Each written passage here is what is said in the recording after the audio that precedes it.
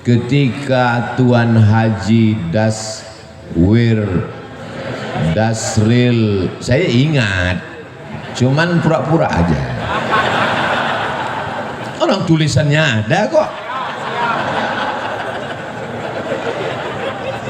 Ketika Tuan Haji Dasril Sultan Bagindo berjumpa sama Buya Hamka, apa kata Buya Hamka? Bukalah rumah makan.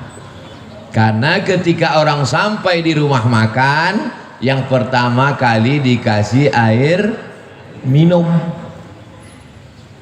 Rumah makan Haji Dasril, orang kalau pertama dikasih air minum, bukan macam rumah makan tempat lain, macam gurun Sahara leher tak dikasih air minum. Kasih air minum. Orang kalau dikasih air minum pasti dia menyebut nama Allah, Bismillah. Setelah kasih air minum, kasih dia makan. Setelah dia makan, pasti dia ucapkan Alhamdulillah, mengalir pahalanya.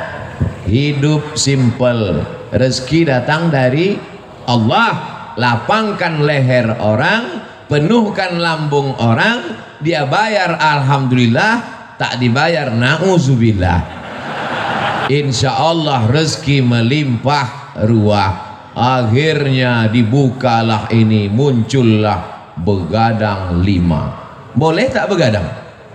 Boleh kalau ada artinya.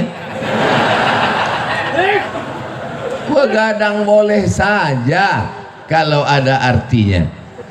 Kata Bang Roma, yang nggak percaya terlalu. Banyak orang silap, orang salah, disangkanya rezeki itu punya dia, padahal rezeki itu punya Allah.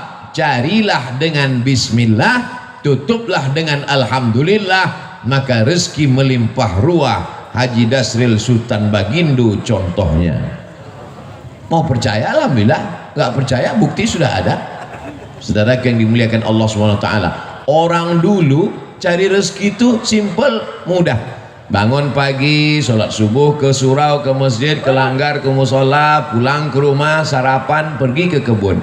Habis itu ngelihat sawah, ngelihat kebun, kemudian sholat zuhur berjamaah. Habis itu menjelang asar pulang ke rumah. Tetap bisa dengan kumpul keluarga, tetangga, sahabat, jiran, kawan. Malamnya bisa wirid yasin, sorenya bisa datang, ada acara tahlilan bisa kumpul, silaturahim tersambung, meninggalnya husnul khotimah. Orang sekarang berangkat sebelum ayam berkokok. Ayam belum bangun, dia udah bangun. Pulangnya ayam sudah tidur, dia baru pulang. Tidak pernah jumpa tetangga, tidak pernah jumpa anak, tidak pernah jumpa kawan, tidak pernah silaturahim, semuanya online. Tapi penyakitnya offline. Pergi pagi, pulang petang, peras keringat, banting tulang, tunggang langgang, luntang lantung, sholat tinggal, puasa tinggal, silaturahim tidak, rezeki tak dapat, penyakit datang. Itu kan yang terjadi pada masyarakat sekarang.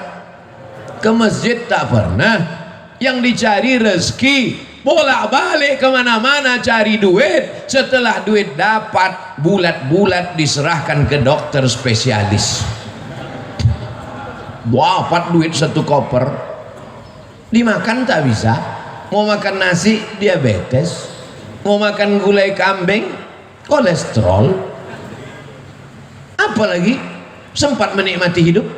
Tak sempat. Orang dulu hidup sederhana, rezeki luar biasa, barokah mengalir sampai mati, sempat pula membangun surau dan musola. Hari ini kita sedang belajar bagaimana mau maknai hidup. Berangkat pagi, kena macetnya 2 jam, pulang sore macetnya 3 jam, sampai di rumah sudah teler, sholat tinggal, puasa diqadha di hari tua sudah kena mah akut, usus dipotong. Apalagi nikmat hidup, tinggal sakaratul maut, mati. Tapi begitu hidup mengurut aturan ulama, bukalah rumah makan, kasih orang minum, kasih orang makan, rezeki melimpah ruah. Tapi kalau ada hutang 555 perak, yang 5 perak mesti dibayar.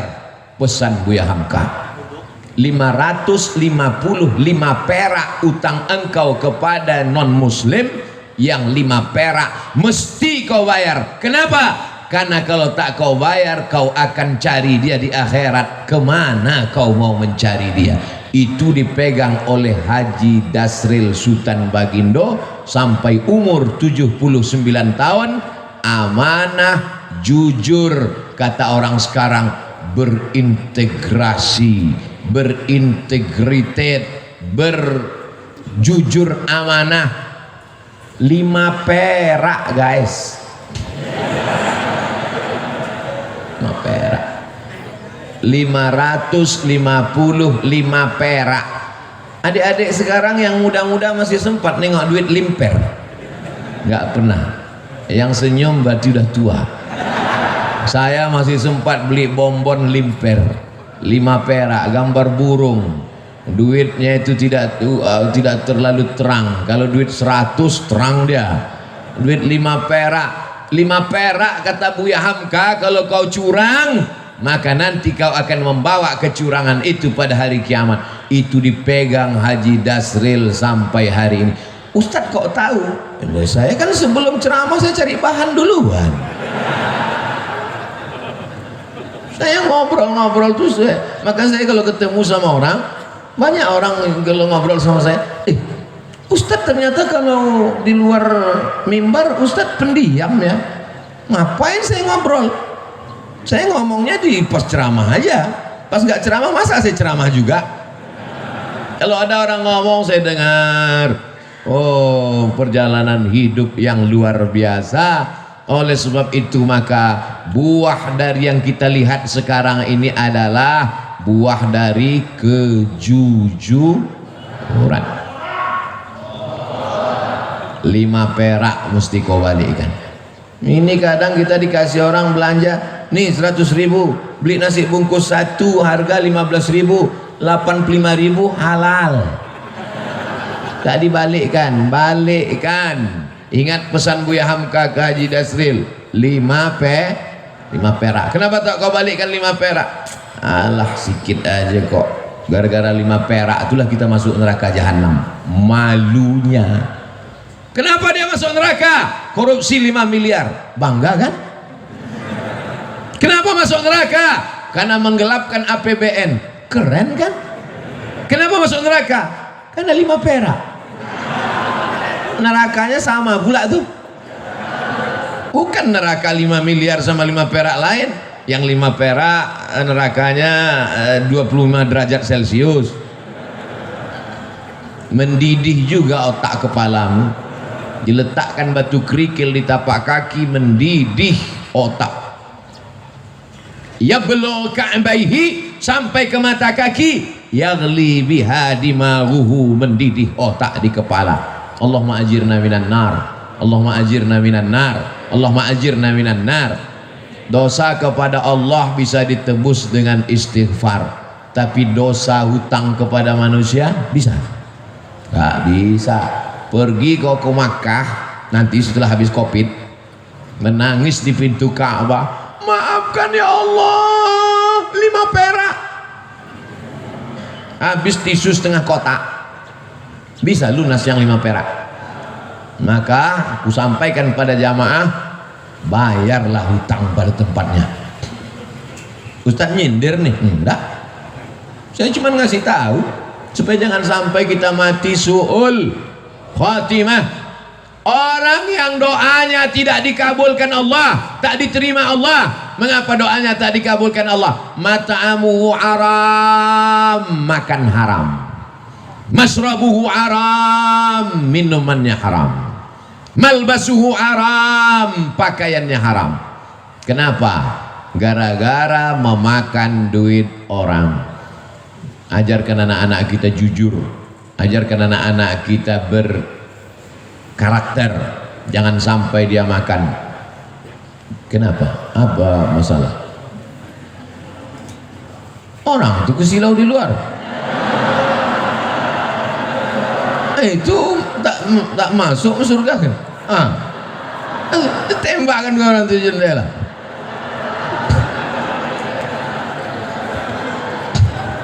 Baru saya bilang jangan aniaya orang. Masya Allah. Ibu-ibu, itu layar di atas hidup. Kenapa tak ditonton layar itu? Ada layar 2 tak ditonton orang.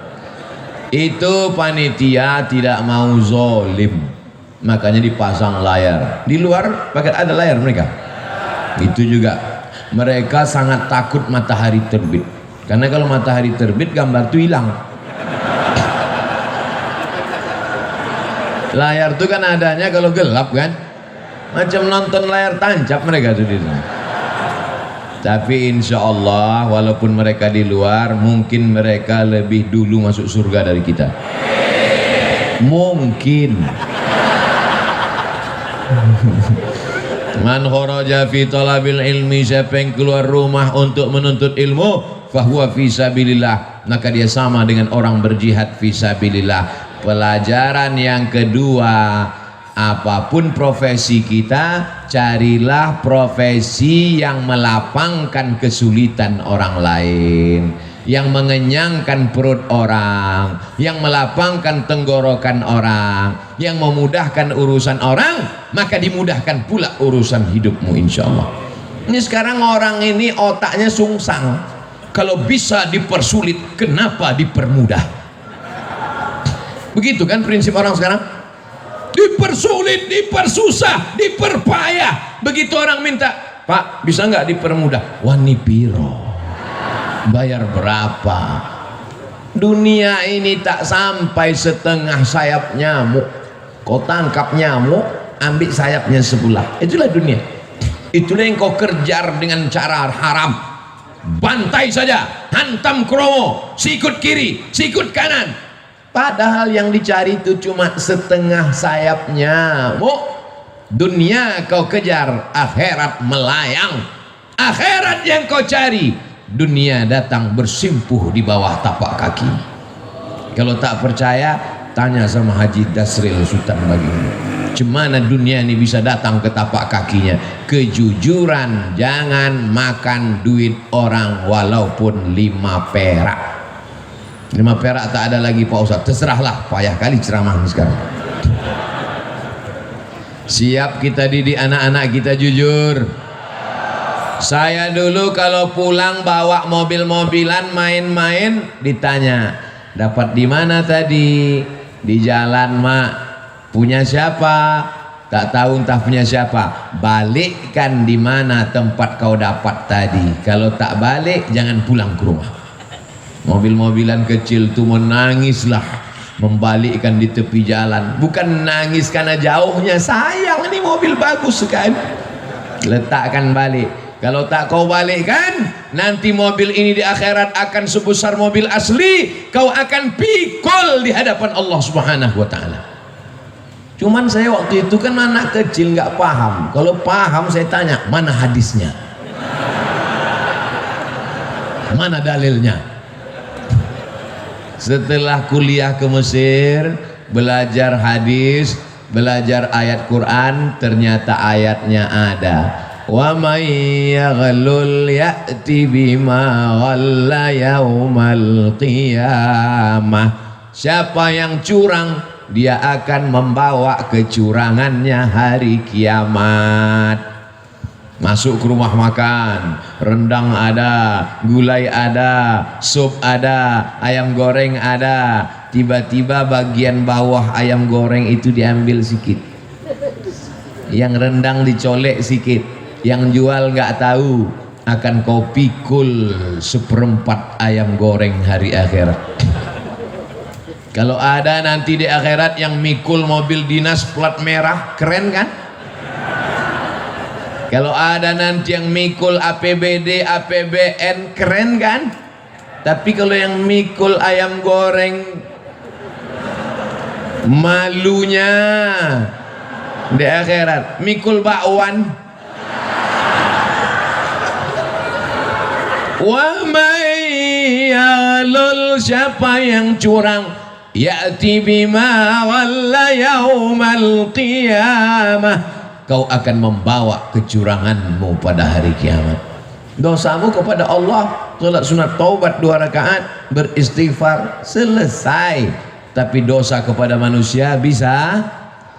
Berapa banyak orang bersalah kepada Haji Dasril, entah berapa goreng ayam, entah berapa rendang sudah diseludupkan orang, pakai bungkus tisu masuk ke kantong. Rugikah dagangannya? Tumpurkah bisnisnya? Tidak. Siapa punya rezeki? Allah. Iyyaka na'budu wa iyyaka nasta'in. Selesai 2 masalah.